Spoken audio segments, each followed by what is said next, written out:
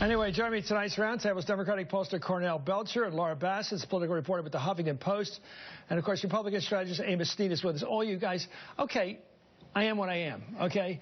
I wanted to find out why he wouldn't release the tax returns, so I gave him a chance. I baited him. I said, go after Trump for a while, and after he'd chewed on Trump for a while, I said, how about your guy?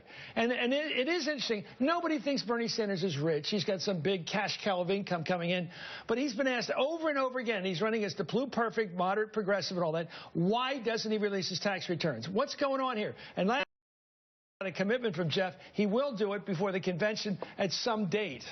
It just seems suspicious. I mean, everyone does it. You're going to take a hit on this if you don't do it. So, but the press is giving Bernie a ride. They're not giving him any trouble. Well, you didn't. But they're smart people, so they got to be thinking there's a bigger downside to whatever's in those taxes than the hit that they're taking. So what? So if it's better than it looks, you show it. Right. If it's worse than it looks, you don't. And it seems hypocritical. It does. It's got. You notice how quick that he was to chew all over Trump for not doing it?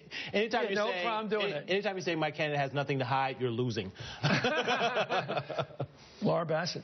I think that there's What's he hiding? I think there's a couple things he could be hiding. I think he could maybe be a little bit nervous about scrutiny over the $200,000 severance package that his wife took from Burlington College after she saddled it with debt. And obviously the news just came out that the college is sinking, so that's going to look really bad for both of them.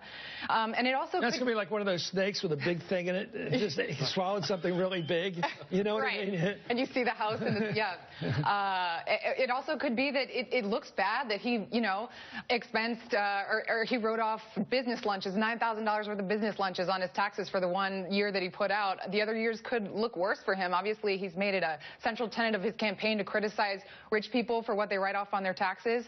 And it would be embarrassing for something to look bad like that for him.